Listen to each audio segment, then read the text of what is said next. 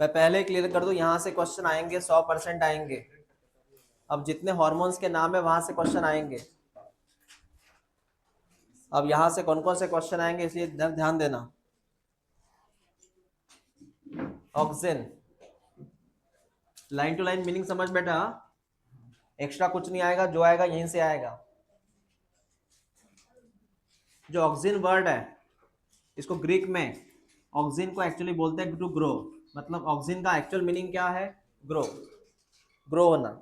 Auxin को हम Greek भाषा में क्या बोलते हैं? ग्रो। ठीक है, हाँ। इस ऑक्सिन को, ये लाइन टिक करना, इस ऑक्सिन को पहली बार हमने निकाला था एक ह्यूमन के यूरिन से। ये सबसे बड़ी बात है, प्लांट से नहीं निकाला था। ऑक्सिन को पहली बार हमने कहां से आइसोलेट किया था? यूरिन से। याद रखना, ये आईएमपी है। Oxy first time isolate from the urine, human urine, human urine, याद रखो। उसके बाद में सर एक एग्जांपल है सर, इसका नाम है इंडोल 3 एसिटिक एसिड। कौन सा एग्जांपल है? ये ऑक्सिन है बेटा। कौन सा एग्जांपल है? हाँ, आपको इसका फुल फॉर्म पूछेंगे वो। चल फुल फॉर्म याद रख, व्हाट इज IAA? हाँ, ये जो वर्ड है इंडोल, इसका मीनिंग समझाया था मैं लास्ट टाइम। इंडोल का मीनिंग होता है heterocyclic chain. What is indole? ऐसी बेंजीन के रिंग जैसे होता है, हेट्रोसाइक्लिक इंडोल। हाँ हाँ। तो सर ऑक्सीजन का एग्जांपल कौन सा है सर? इंडोल 3 एसिटिक एसिड, उसको बोलते हैं IAA। कुछ other natural and synthetic oxygen होते हैं। कुछ ऑक्सीजन होते हैं नेचुरल, कुछ ऑक्सीजन होते हैं नेचुरल जो पेड़ में मिलते हैं, कुछ होते हैं सिंथेटिक जो लेबोरेटरी में हम बनाते हैं। और इनका एक ही काम है, रेगुलेशन। रेगुलेशन का मतलब है प्लांट की ग्रोथ को रेगुलेट करो, प्लांट को रेगुलेट करो, प्लांट को रेगुलेट करो। तो सर इसमें IMP बताओ क्या क्या है? बेटा IMP ये कर, ह्यूमन यूरिन ये IMP है, IAA ये IMP है, बाकी कुछ भी IMP नहीं है। मतलब सिर्फ दोनों से क्वेश्चन आएंगे, बाकी क्वेश्चन नहीं आएंगे। और एक मीनिंग ये सुन, ऑक्सीजन का मीनिंग एक्चुअली क्या होता है? बस ये IMP करें, बाकी भूल जाओ। ठीक है, ओके। नेक्स्ट,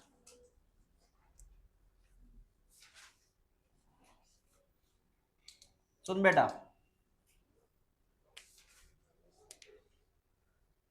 मेरी बात सुनना। ऑक्सीजन काम कैसे करता है?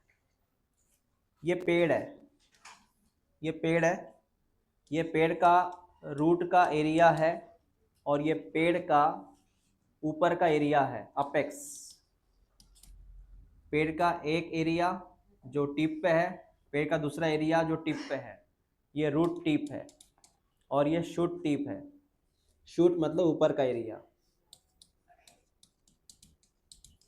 तो मेरा ये बोलना है ऑक्सीजन यहाँ बनता है टिप पे, पेड़ का टिप, चाहे पेड़ का ये टिप हो या ये टिप हो, यहाँ कौन बनेगा? ऑक्सीजन। यहाँ कौन बनेगा? ऑक्सीजन। यहाँ ऑक्सीजन बन के फिर वो नीचे की तरफ आता है जहाँ उसको एक्शन करनी है। मतलब एक्चुअली ऑक्सीजन बनता कहाँ पे है? टिप पे। बनता कहाँ है? उसको बोलते हैं अपिकल। क्या बोलते हैं इसको? अपिकल या अपाइसिस, मतलब अपेक्स।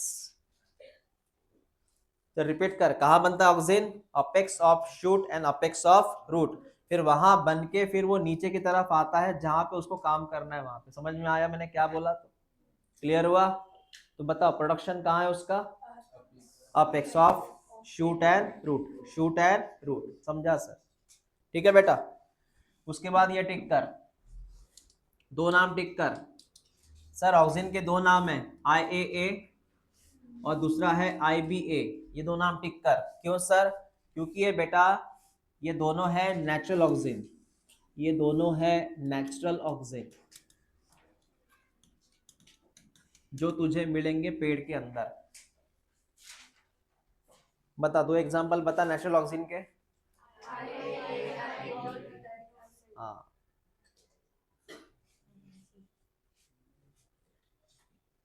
ये क्वेश्चन डायरेक्ट आता है, विच आर नेचुरल ऑक्सीजन? और ये वाला भाई साहब है सिंथेटिक, जो अपन लेबोरेटरी में बनाते हैं।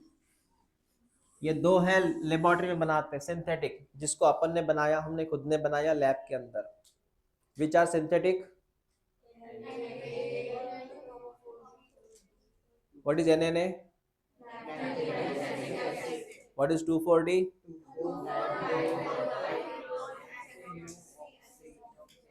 समझा? तो आपके लिए direct question, which are natural auxin, which are synthetic auxin. याद रखना, एग्जाम तक याद रखना, ये डायरेक्ट क्वेश्चन है, PYQ है वो।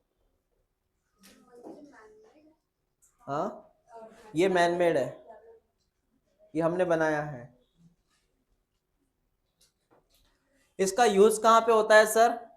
बेटा इनका यूज होता है खेती में और हॉर्टिकल्चर में। एग्रीकल्चर का मतलब है नॉर्मल खेती, हॉर्टिकल्चर का मतलब होता है जहाँ पे अपन फूल की खेती करते हैं, बाग बगीचा, दैट इज हॉर्टिकल्चर। जैसे सनफ्लावर की खेती है, सनफ्लावर है, वो आता है हॉर्टिकल्चर में। सोयाबीन लगाया तूने, वो आता है एग्रीकल्चर में। गन्ना लगाया खेत में, वो आता है एग्रीकल्चर में। समझ में आया? ग्रेप्स लगाए खेत में, वो आता है हॉर्टिकल्चर में। तो जो फलों की खेती होती है फूलों की खेती, वो काय में आता? हॉर्टिकल्चर। ऑक्सीजन, हाँ वही तो ना, ग्रो है ना, ग्रो करेंगे ना वो। हार्मोन्स है ना, तो उसका मेन काम फर्टिलाइजर जैसा ही है। सर यहाँ से कौन से क्वेश्चन IMP है? ये दो पीले लाइन, नेचुरल ऑक्सीजन कौन सा है, सिंथेटिक ऑक्सीजन कौन सा है, वही दो क्वेश्चन IMP है, बाकी भूल जाओ। और ये ऊपर वाला था, ऑक्सीजन बनता कहाँ पे है? टिप पे, और वहां से वो आता है जहां उसको एक्शन करनी है। ठीक है, ओके। चलिए सुनो वन बाय वन। यहां तक हो गया सर? ओके, सुन बेटा, लाइन टू लाइन सुन।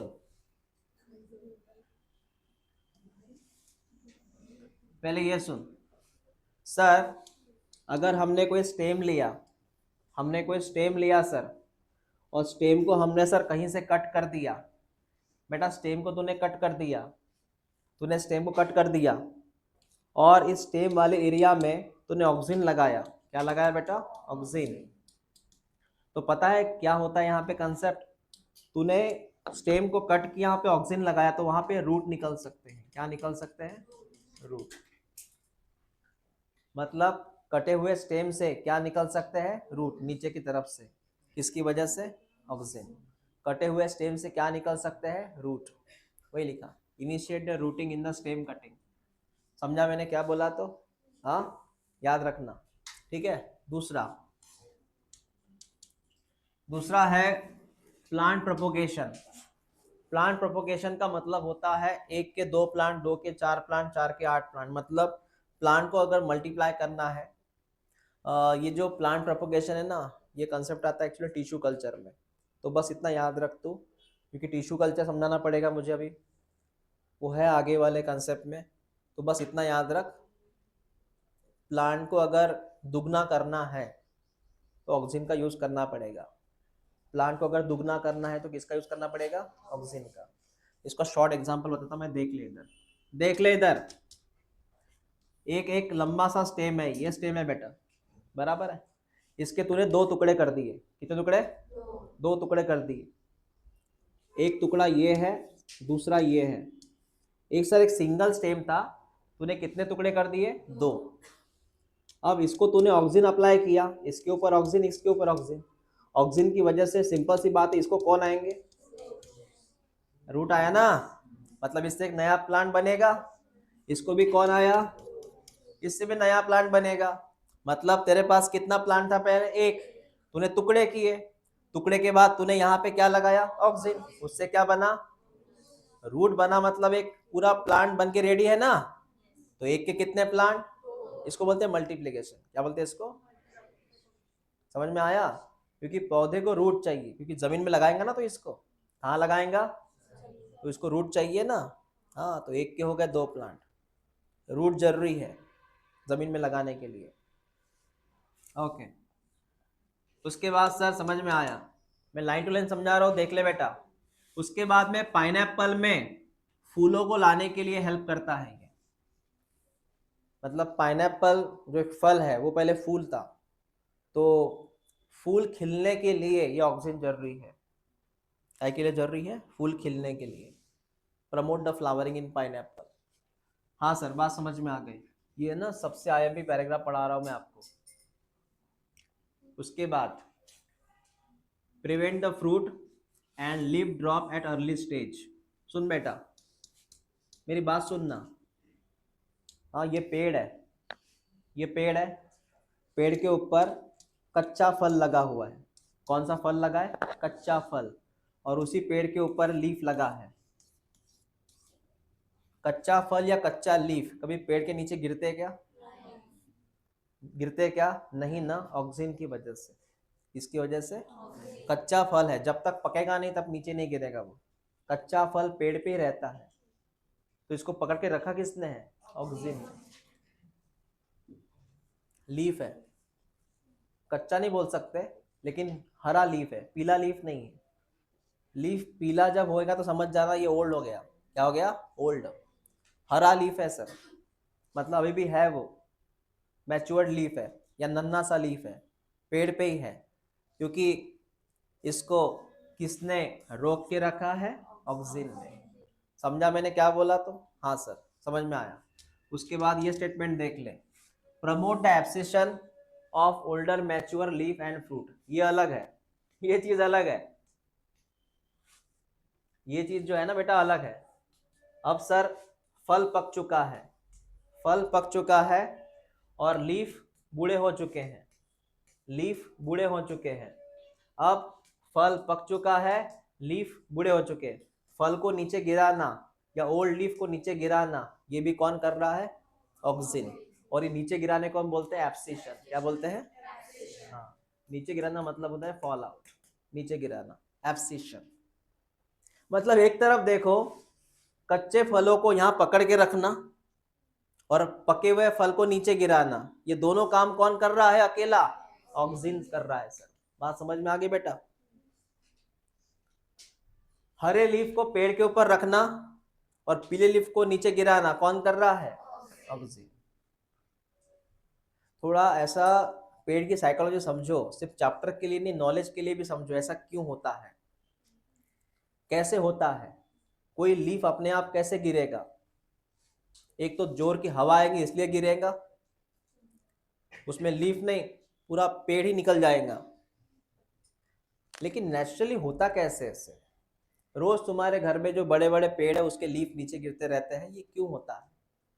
हवा से होता है या उसके पीछे कोई कारण है? कोई कारण समझ में आया? ऑक्सीजन है उसका कारण। अब बता, ये रिटायरमेंट जैसा है, कोई गवर्नमेंट जॉब से रिटायर्ड हुआ, उसकी जगह नया बंदा आता है ना, वहां पे रिप्लेसमेंट होता है ना। ओल्ड लीफ नीचे गिरेगा, इसका मतलब यहाँ पे कौन सा लीफ आएगा? न्यू लीफ आएगा, क्योंकि ओल्ड लीफ इसका बात हो, सर्विस खत्म हो गई इसका। अब ये बंदा फोटोसिंथेसिस अच्छा नहीं कर सकता। क्या नहीं कर सकता? इसलिए नया लीफ आएगा, क्योंकि नया लीफ क्या कर सकता है अच्छे से? फोटोसिंथेसिस। पेड़ को वही चाहिए ना बेटा, ऐसे होता है। हाँ, ओके। हाँ, इथे नाही बनणार, टी प्लस बनतं ते, एक्सलरी बटच्या ठिकाणी काम करतं ते, बनतं वेगळ्या ठिकाणी, काम वेगळ्या ठिकाणी करतं, एक्सलरी बटच्या ठिकाणी काम करतं ते। सर मग जे व्हेजिटेटिव्ह स्टीम असते हम्म, तर त्या ठिकाणी म्हणजे की जे आपण कापतो रोजचं जसं की कापला आणि ते आपण जर ग्रो करण्यासाठी सॉइलमध्ये लावलं तर मग ते ग्रो करते ना, तर मग त्या स्टीममध्ये पण आहे ना ऑक्सिजन. त्याला आपल्याला स्वतः लावावं लागतं ऑक्सिजन, त्याला आपल्याला लावावं लागतं ऑक्सिजन, ते ऑक्सिजन आपल्याला खुद स्वतःला लावावं लागतं, कारण की ते यायला वेळ लागेल. ते टीपला असतं ना ऑक्सिजन, तिथनं ते खाली यायला पूर्ण वेळ लागतं, प्लांट मरून जाईल तोपर्यंत. फास्ट ग्रोथसाठी, फास्ट रिजल्टसाठी आपल्याला लावावं लागतं. जैसे एग्जाम्पल सुनो, वो जो अपन ने लगाया ना ऑक्सीजन, अपन ने खुद ने लगाया ताकि रिएक्शन फास्ट हो सके। जैसे एग्जाम्पल, तुमको बुखार हुआ, बिना दवाई के भी तुम अच्छे हो जाएंगे, लेकिन वो जो दवा तुम अच्छे होंगे उसको 7 दिन लगेंगे। कितने दिन? तुम्हारे अंदर एंटीबॉडी है, तुम्हारे अंदर वो सारी इम्यून सिस्टम है, तुम बीमारी को दुरुस्त हो जाएंगे अपने आप, लेकिन 7 डेज बाद। लेकिन तुमको अर्ली होना हो तो तुम क्या करते हो? मेडिसिन खाते हो ना, ताकि रिएक्शन का स्पीड बढ़ सकता है। समझ में? ऐसा है वो। वहाँ पर ऑक्सीजन काम करेगा नेचुरली, लेकिन वो टाइम लगाएगा।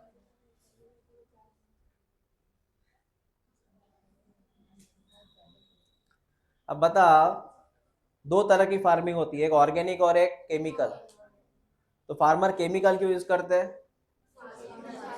जल्दी रिजल्ट के लिए। वही अगर वो ऑर्गेनिक मतलब गोबर ले, कोई और फर्टिलाइजर ले, अर्थवार्म का दैट वो फर्टिलाइजर ले, है ना, तो उससे रिएक्शन होगी, अच्छे से होगी, लेट होती है। वही बोलना था मुझे। और फर्टिलाइजर में वो केमिकल यूज करते हैं, हाई डोज वाला, जिससे जमीन पूरी खतरनाक खत्म होती जा रही है केमिकल से। ओके, हाँ सर। चल नेक्स्ट, ये सुन। The growing apical bird inhibit the growth of the lateral bird phenomena called as apical dominancy। इसको टिक कर, अपिकल डोमिनेंसी को, अपिकल डोमिनेंसी को टिक कर। अब मेरी बात सुन बेटा, यहाँ पे मेरी बात सुनना। ये पौधा है, इस पौधे के पास 2 कली है, 2 बर्ड है, एक टिप पे है और एक बाजू में है। जो टिप पे कली है इसका नाम है अपिकल बर्ड। क्या नाम है इसका? और इसका नाम क्या है? लैटरल। लैटरल का मतलब है एक्सिलरी। What is lateral? बेटा मेरी बात सुन, इसके पास 2 बर्ड है, ऊपर का नाम, इसका नाम। अपिकल बर्ड से प्लांट की हाइट बढ़ती है, प्लांट ऊंचा बढ़ता है, और अपिकल बर्ड से प्लांट का एरिया और ऊपर ऊपर ऊपर हाइट बढ़ेगी। और एक्सिलरी बर्ड की वजह से प्लांट में क्या आती है? ब्रांचेस। क्या आती है? समझा ना? अब यहाँ पे डिपेंड करता है कौन से बर्ड का यहाँ पे चल रहा है, कौन से बर्ड की यहाँ पे डोमिनेंसी है। You know what is dominancy? वर्चस्व वो दिखाना खुद का। अगर अपिकल डोमिनेंसी यहाँ पे चालू है, अगर अपिकल डोमिनेंसी का चल रहा है, तो डेफिनेटली प्लांट पहले काय पे फोकस करेगा? तो ब्रांचेस नहीं बढ़ेंगे उसकी, पहले उसकी हाइट बढ़ जाएगी। प्लांट में सबसे पहले हाइट पे फोकस करता है वो, उसकी हाइट बढ़ जाती है, बाद में उसके ब्रांचेस आती है। सर प्लांट की पहले हाइट क्यों बढ़ती है? क्योंकि वहां पे कौन सा बर्ड काम कर रहा है? Apical bird. एक बार उसकी हाइट बढ़ गई, फिर उसके बाद में कौन सा बर्ड काम करेगा? एक्सिलरी, बाद में ब्रांचेस आती है। समझा मैंने क्या बोला? तो what is apical dominancy? Apical dominancy का मतलब अपिकल बर्ड जो है अपनी मनमानी कर रहा है, पहले बोल रहा है कि हाइट बढ़ाओ, बाद में ब्रांचेस के ऊपर ध्यान दो तुम। तो पहले प्लांट काय पे फोकस करता है? हाइट के ऊपर। देखना तुम खेती में, देखना तुम किसी पौधे को देखना, ये नीम का पेड़ जो देख रहे हो तुम, इसके पहले कहाँ फोकस किया? हाइट पे, ऐसे। ठीक है सर, बोलना क्या है इनका? बोलना क्या है बताते बेटा। अभी अपिकल डोमिनेंस समझ में आ गया, अब इनका बोलना क्या है वो सुन। उसने बोला ये प्लांट है, यहाँ पे ये अपिकल बर्ड है, यहाँ पे ये लैटरल बर्ड है। हाँ सर, तो बोलना क्या है? Removal of the shoot tip capitations usual result in the growth of lateral bird. अब मेरी बात सुन, तूने क्या किया अभी? तुझे पता है इसकी मनमानी चालू है। किसकी मनमानी?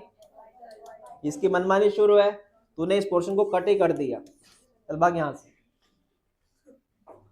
तूने इस पोर्शन क्या कर दिया? कट।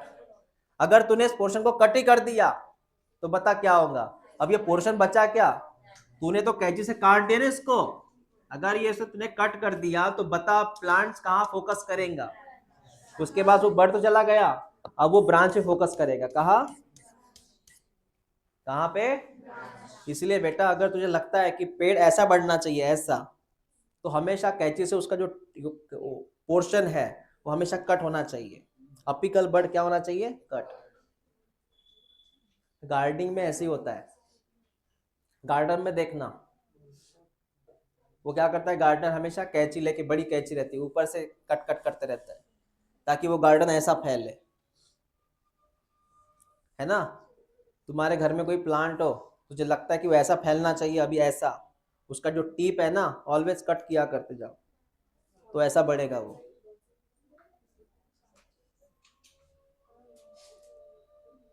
तुझे मेहंदी पता है, मेहंदी, मेहंदी का गार्डन पता है?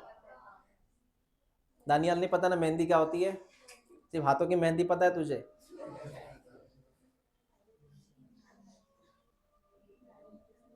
कंपाउंड पता है मेहंदी का? ठीक है, प्लांट से कंपाउंड बन सकते हैं, पता है ये? प्लांट से कंपाउंड बन सकते हैं। इसके लिए क्या होना चाहिए, सुन। प्लांट के कंपाउंड बनाने का सही तरीका क्या है? ये पौधे ऐसे, ये पौधे है ना, इनके जितने अपिकल बर्ड है वो सब कट कर दो, अपिकल बर्ड कट कर दो बेटा, अपिकल बर्ड कट कर दो, और सिर्फ कौन सा बर्ड बचना चाहिए? तो उससे क्या होगे, इनके ब्रांचेस बढ़ेंगे, तो ब्रांचेस एक में एक में चले जाएंगे ऐसे, बन गया फेंसिंग, कंपाउंड ऑफ तार,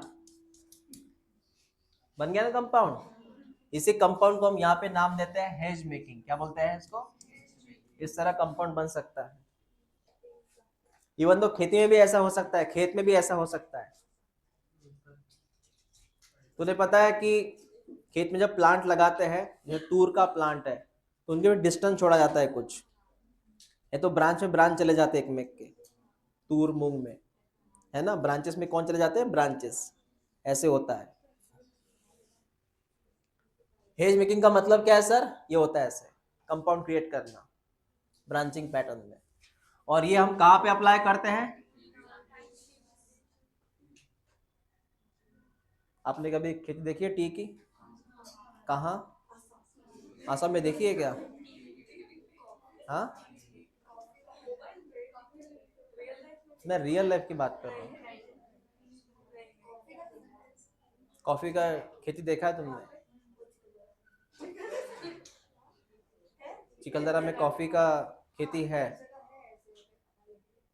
ओके। वहाँ स्ट्रॉबेरी की खेती है?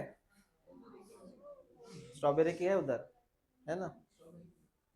बाकी अपने यहाँ तो कॉमन यही चलता है ना, तूर मूंग सोयाबीन, इसके अलावा कोई खेती देखी तूने? नहीं ना। ओके।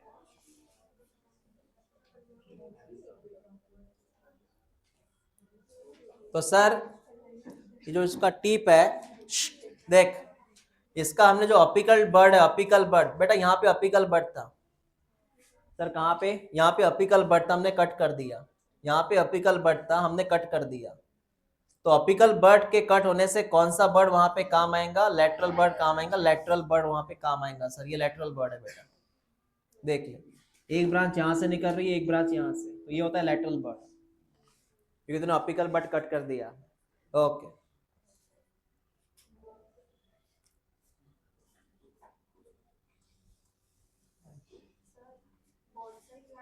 हाँ, बोनसाई प्लांट ऐसे होता है, उनका थोड़ा जेनेटिक भी होता है वो। उसमें दो कंसेप्ट है। बोनसाई प्लांट मतलब छोटा सा प्लांट रहता है ना, जैसे आम का छोटा सा प्लांट, हाँ, तो वही रहता है वो कंसेप्ट। उसके अपिकल बर्ड को रिमूव किया जाता है। और दूसरा है उसका डीएनए कंसेप्ट भी एक कंसेप्ट है हाइब्रिडाइजेशन, एक प्लांट दूसरे प्लांट से क्रॉस करवाओ। उसमें दो फैक्टर, एक डीएनए भी है और ये भी एक।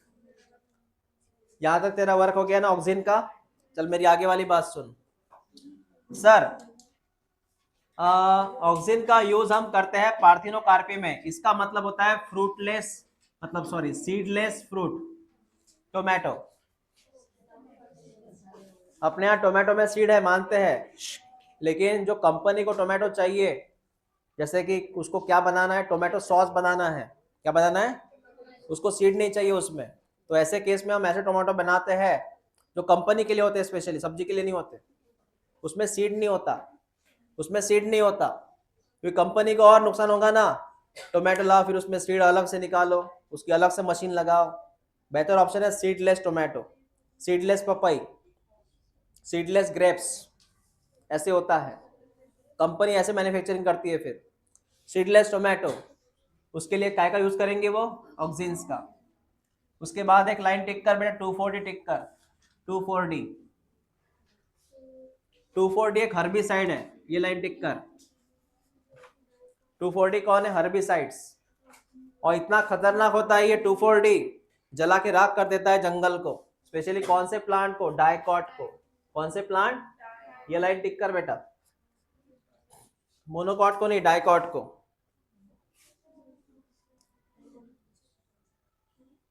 2,4-D कौन है? 2,4-D, सुन ले मेरी बात, पता है खेती में जो मेन क्रॉप होता है, उस मेन क्रॉप के अलावा वहाँ पे घास आती है, हर बोलते हैं उसको, या वीड्स बोलते हैं, क्या बोलते हैं? तन। उसके लिए हम तननाशक यूज करते हैं ना, बराबर है। मतलब सर वहां पे आता है सर ऐसे घास जो काम की नहीं रहती, जो खेती के लिए अच्छी नहीं रहती, फिर हम क्या करते हैं? हाँ, मजूर लोग लगाते, वहां पे लेबर लगाते और वो निकाल देते हैं। एक तो ये ऑप्शन, या फिर उसके ऊपर केमिकल डालते, उससे वो निकल जाता है वहां से, बराबर ना, घास, अनवांटेड घास। हाँ, तो सर यहाँ पे ऐसे ही कंसेप्ट है। क्या हुआ था, जब यूएस मिलिट्री जो थी, यूएस मिलिट्री जब फाइट कर रही थी दूसरे सोल्जर के साथ, तो दूसरे सोल्जर जो थे वो एक जंगल में छिपे थे। वो जंगल में बहुत बड़ी घास थी जो डाइकॉट वाली थी, जंगल में बहुत बड़ी घास थी। उस घास में कुछ सोल्जर छिपे हुए थे जो अमेरिका से युद्ध कर रहे थे। तो अमेरिका ने क्या किया, ऊपर से with the help of helicopter की वजह से, हेलीकॉप्टर से पूरे जंगल के ऊपर 2,4-D डाल दिया। क्या डाल दिया? उससे क्या हुआ, ये जंगल जो है ये धीरे धीरे नष्ट होना शुरू हुआ, तो ये सोल्जर दिखना शुरू हुआ उससे। सोल्जर को देखने के लिए पूरा जंगल नाश किया उन्होंने। तो बेटा जंगल कितना बड़ा है वो, कहाँ पे वो बमबारी करते थे, कहीं पर भी, या दिवाली के फटाके कहीं पर फोड़ दे। हाँ, हर्बिसाइड है सर वो। ओके, उसके बाद में वीड फ्री लॉन। अगर वीड फ्री लॉन बनाना है, what is weed free lawn? Lawn तो बनाना है घास का, लेकिन वीड नहीं होनी चाहिए उसके लिए। नहीं तो लॉन है उसमें वो, तुझे पता है क्या ये कौन सा घास आता है? त्याला गांजर गवत म्हणतात, है ना? हाँ, आ जाता है बेचारा कहीं ना कहीं। उसके बाद में जाइलम डिफरेंशिएशन। जाइलम, इसका मीनिंग सुन बेटा, प्राइमरी प्राइमरी जाइलम से बनाना है सेकेंडरी जाइलम। क्या बनाना है? प्राइमरी जाइलम से क्या बनाना है? या फिर जाइलम क्रिएशन, जाइलम का फॉर्मेशन, जाइलम के फॉर्मेशन के लिए भी जरूरी है ये। ऑक्सीजन जाइलम के फॉर्मेशन के लिए जरूरी है, उसके अलावा सेल डिवीजन के लिए जरूरी है। काय के लिए जरूरी है? Cell division. तो ये कुछ कंसेप्ट है बेटा ऑक्सीजन को लेके। यहाँ टॉपिक खत्म हुआ क्या ऑक्सीजन का? हाँ या ना? मैं जितना बोलूंगा उतना पढ़ ले अभी तू। ये पैराग्राफ ओपन कर मेरे सामने, यहाँ पैराग्राफ ये पढ़ अभी अभी के अभी, ये पैराग्राफ। मैं सवाल अभी पूछूंगा, उसके बाद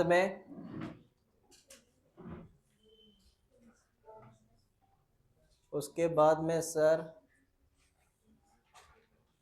ये पैराग्राफ पढ़, लास्ट वाला। अच्छा, दो पैराग्राफ पढ़ क्योंकि एप्लीकेशन है ऑक्सीजन के, ये फायदे हैं ऑक्सीजन के। चल पढ़ जल्दी।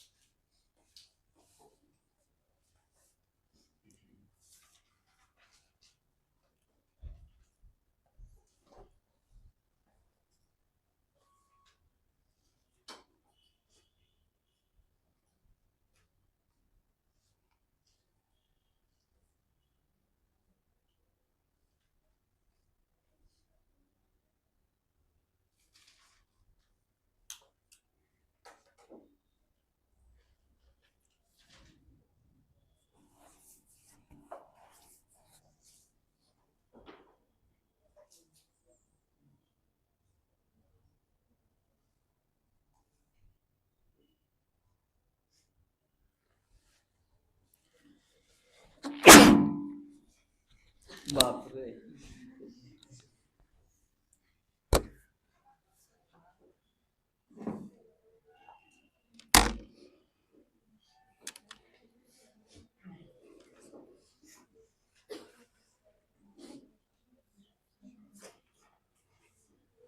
तुमको विंटर सहन होता है क्या?